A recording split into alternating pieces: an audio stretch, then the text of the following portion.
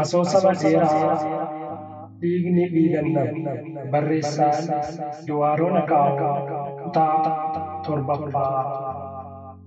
Hirribni isaanii dhufuu didee waan hojjetan dhabnaan haati bariitee ol kaatee barii koo hirribni nu dhufuu dideeni eegaa maaliif hibboon taphannu jettee gaafatteen. Tole harmee natti tola jetteen bariiteen taphachuu eegalan. Haadha bariitee hibboo bariitee haadha bariitee jalli diimaa gubbaan diimaa gidduun magariisa beekinaa himi. Bariitee harmee kan asiin dura naa eebbifattee jirta kan biraa naa eebbifadhu. Haadha bariitee tole dhiifama. Hibboo bariitee ibib. Haadha bariitee foon lafee hin qabne lafee foon hin qabne beekinaa himi. Bariitee ni qoradha ni soqadha. Haadha bariitee qoradhu soqadhu. Bariitee foon lafee hin qabne arraba lafeen foon hin qabne immoo ilkaan. Haadha bariitee argatteetta. Tole kabiraa hibboo halkan gaafa sanii osuma akkasitti taphatan halkan keessa sa'aatii 10 yoo ta'u bariiteen dadhabdee haadha ishee jalatti kuftee hirriban baddi. Tolosaan nama baay'ee gaarii gara laafummaadhaan booji'ameerudha. Kutaa magaalaa Finfinnee naannoo Caffeetumaa keessatti maatii isaa wajjin jiraata. Baay'inni miseensa maatii isaa nama 5 of keessaa qaba. Ijoollee isaa 2 Zalaalamii fi Galaanee haadha manaa fi hojjettuu manaa isaaniiti. Haati manaa Tolosaa Aaseeb Gabra'aab jedhamti. Tigraay Maqaleetti dhalattee guddatte. Tolosaa wajjin sanyii facaasanii wajjin hammataniiru. Tolosaan abbaa qabeenyaa jedhamuu baatus mana jireenyaa, konkolaataa manaa fi dukkaana guddaa tokko Finfinnee keessaa qaba. Mooraa mana jireenya obbo Tolosaa keessa manneen kireeffaman jiraachuunsaa galii dabalataa maatii kanaaf uumeera. Firoomsaan namoota mana obbo Tolosaa kireeffatanii jiraatan keessaa isa tokko. Yuunivarsiitii Finfinneetti barataa muummee afaaniiti. Aadde Azeebiif obbo Tolosaan daandii jireenyaa keessa osoo imalan addunyaa jaalalaa keessatti wal quunnaman. Jaalala baay'ee mi'ooftu wajjin dhamdhamaa turan. Amma garuu mi'aan jaalala isaanii waan coloqfame fakkaata. Yeroo tokko tokko walitti bu'u, wal lolu. Namoonni mooraa obbo Tolosaa keessa kireeffatanii jiraatan akka taajjabbii godhanii waa'ee walitti bu'iinsa obbo Tolosaa fi Aadde Azeeb yeroo tokko tokko wajjin ni haasa'u. Guyyaa tokko firoomsaan waa'een jireenya isaanii baay'ee na ajaa'iba. Torban tokko jaalalaan torban kaan immoo jeequmsaan dabarsu. Akka kootti utubaa jaalala isaaniitu iddoo gaariin dhaabban natti fakkaata. Addunyaa jaalalaa keessa jiraachuu fi addunyaa jaalalaa keessatti mana ijaarrachuun garaagarummaa guddaa qaba. Kanaan dura addunyaa jaalalaa keessa jiraachaa waan turaniif jaalala manaa walitti fidanii ittiin oolanii gargar galu.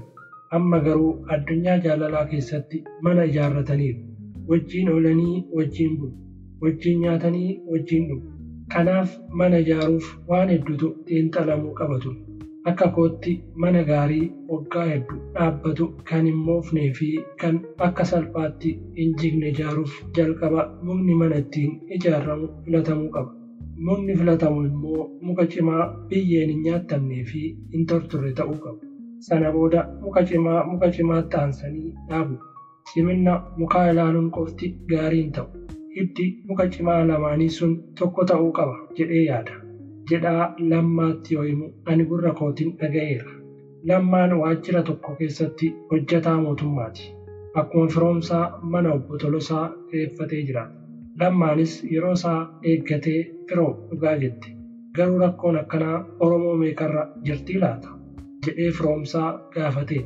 Gaafin Lammaa waan nama kufalchiisu fakkaata.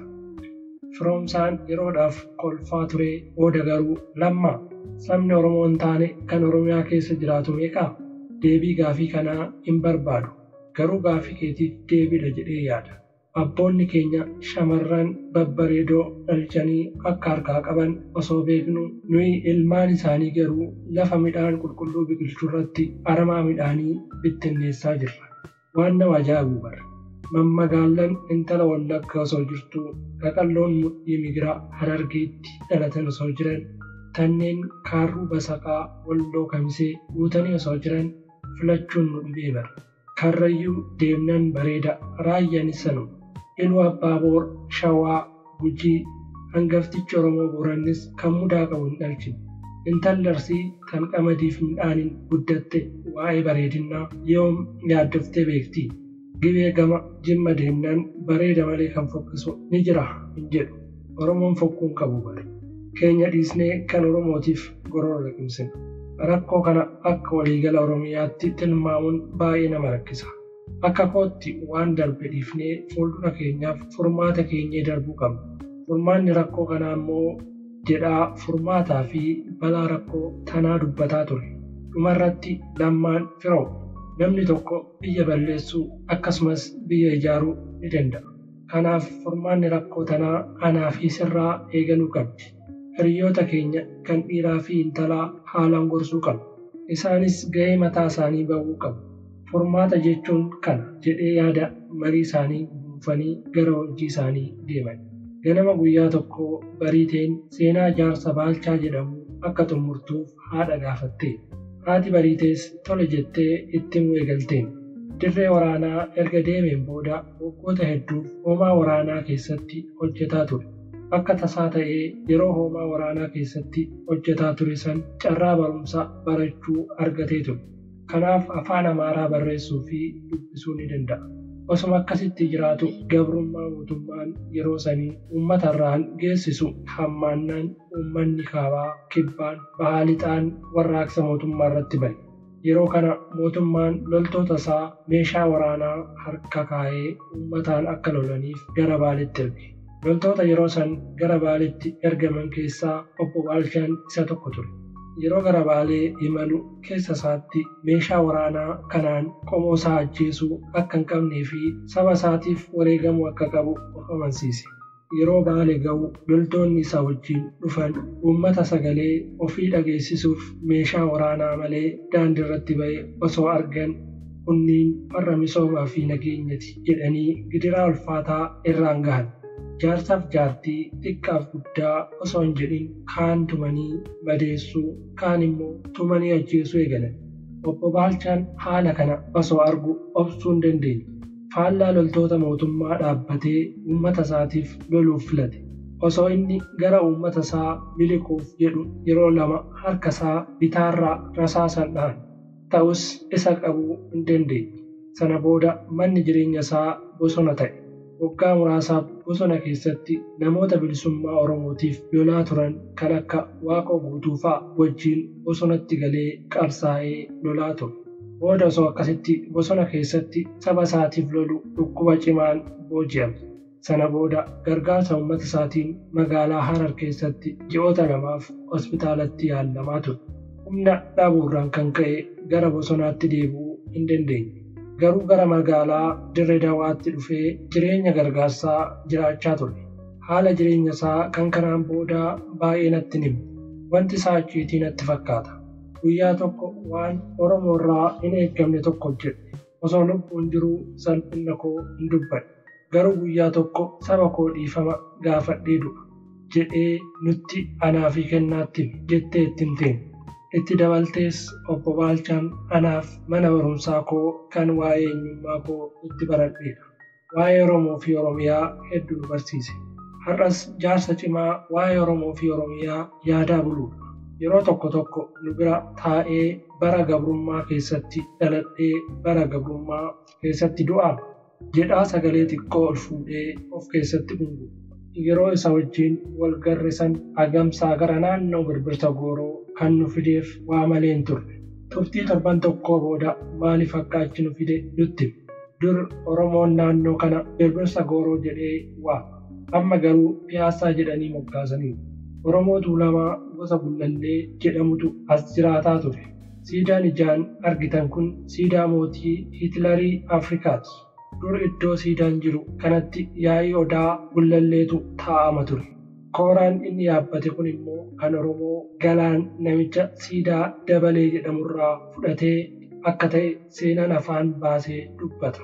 Mootichi kun nama dhiiga Oromootiin qaama dhiqateedha.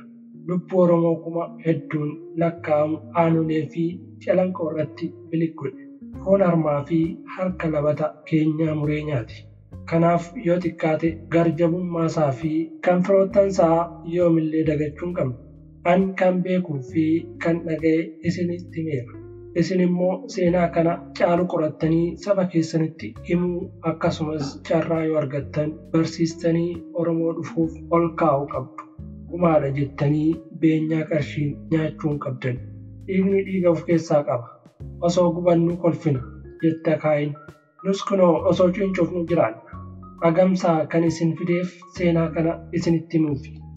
Silaa osoo Oromoon hundi leenca akka jaarraa abbaa gadaa ta'ee, osoo kan Abdiisaa Agaa ta'ee, osoo Oromoon hundi tattuu akka Waaqoo guutuu ta'ee, osoo Oromoon hundi goota akka Hayilee Fidaa fi akka hiriyoottansaa ta'ee yoona Oromoon gabrummaa keessa hin jiru.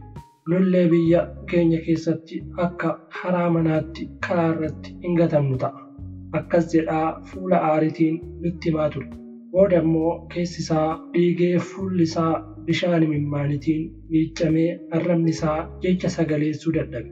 An barnoota qalamaa hin baranne, garuu barnoota caalu eenyummaa koo sirriitti baradheera. Barsiisaan kiyya immoo obbo Baalchaadha.